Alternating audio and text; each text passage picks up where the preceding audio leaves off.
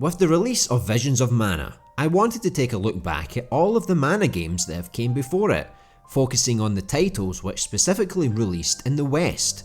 So that means there will be no mention of the Japanese only exclusives. This list spans various systems such as the original Game Boy, Super Nintendo, the PS1, all the way up to current consoles. The Mana series is a beloved franchise that has enchanted players for decades.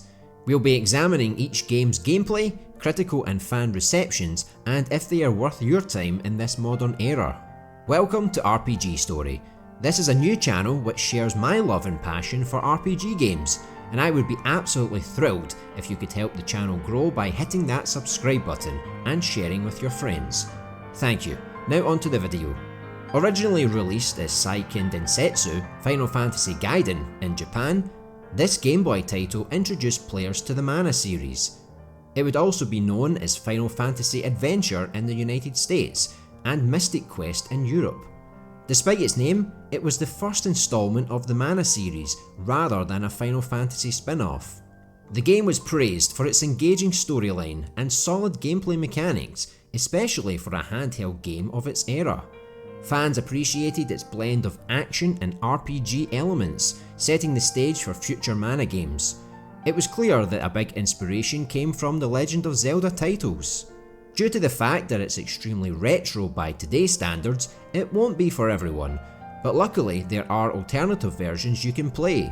Sword of Mana was a remake of Final Fantasy Adventure for the Game Boy Advance, aiming to modernise the original while adding new content. Reviews were generally positive, highlighting improvements in graphics and sound, but noting some issues with pacing and gameplay balance. Fans appreciated the nostalgic factor and enhancements, although some purists preferred the simplicity of the original.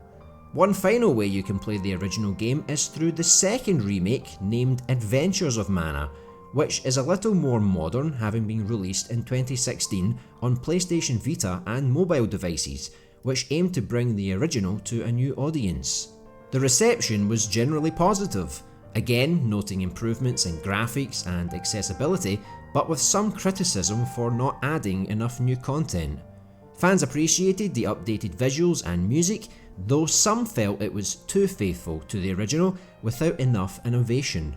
The next game on the list is one of the most iconic titles in the series. Secret of Mana was released in 1993 on the Super Nintendo and became a cult classic. It received high praise for its real-time combat system, a cooperative multiplayer mode, and beautiful graphics and sound. Fans adored its vibrant world, memorable characters, and engaging combat system. Secret of Mana also received its own modern remake, but many disliked the art style, so it's really up to your own personal preference. The game also uses a charge mechanic to attack, which also won't be for everyone if you're expecting fast, immediate action. But this is definitely considered to be one of the best Mana games ever created. Originally known as Seiken Densetsu 3, the sequel to Secret of Mana was never released in the West until the 2019 Collection of Mana, and then a full 3D remake in 2020 renamed as Trials of Mana. The original received acclaim for its deep storyline and character development, while the remake was praised for modernising the classic gameplay. Fans loved the multiple character paths and replayability. The remake was particularly well received for its faithful yet modernised take. The game allowed you to choose a party of 3 characters from a selection of 6, each with their own storylines and origins. The combat this time around was very fluid and responsive, and I can see it being the closest to what you experience in the latest Visions of Mana, which is somewhat a sequel to the Trials of Mana remake. The first Mana game to reach the original PlayStation was Legend of Mana in 1999. This title took a different approach with a more open-ended, non-linear structure. It received mixed reviews, with some praising its art style and music, while others criticised its fragmented storytelling. Fans were divided. Some loved the freedom and the beautiful hand-drawn artistic presentation, while others missed the more structured narrative of previous games. It's definitely a game which requires a guide if you want to make progress. The game also received a remastered release on modern systems, making it the final title that is more easily available. Children of Mana was next in 2006. Released for the Nintendo DS, this entry focused more on dungeon crawling and hack and slash gameplay. Reviews were mixed, with praise for its visuals and multiplayer, but criticism for its repetitive gameplay.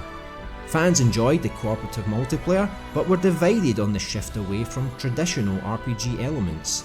And the disappointment didn't end there, as the same year they also released Dawn of Mana. Oh boy. This PlayStation 2 game was the first in a series to use full 3D graphics, and aimed to be a reboot of sorts. It received mixed to negative reviews, with criticism focusing on its controls and gameplay mechanics. Fans were generally disappointed, feeling that it strayed too far from the series' roots. It was ambitious for its time, but sadly didn't have the gameplay to back it up.